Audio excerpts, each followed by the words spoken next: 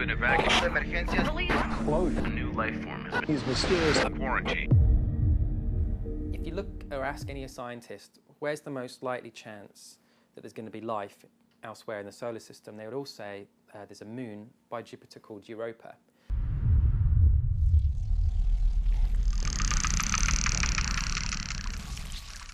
One of the other worlds in our solar system that we think might have the right conditions to host life is Europa, one of the icy moons orbiting Jupiter in the outer solar system. And the interesting thing about Europa is that we've since been able to explore exquisite detail this system of moons around Jupiter with a probe called Galileo that went out and took lots of measurements and took lots of photographs of Jupiter and its moons. And we've seen that Europa, although it's an icy world, it's very, very cold on the surface and is covered in this thick shell of hard frozen water, of ice.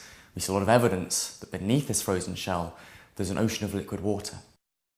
And on the surface of the moon is this cracked ice, which tells them that there is still a liquid ocean underneath with a molten core, which is exactly the same conditions that life began on Earth. If that ice from the surface can get down deeper into the ocean beneath, perhaps where we see these regions of cracks opening up and closing again and kind of squeezing water in and out, or regions where we see the surface has melted through completely and the icebergs have drifted around for a bit.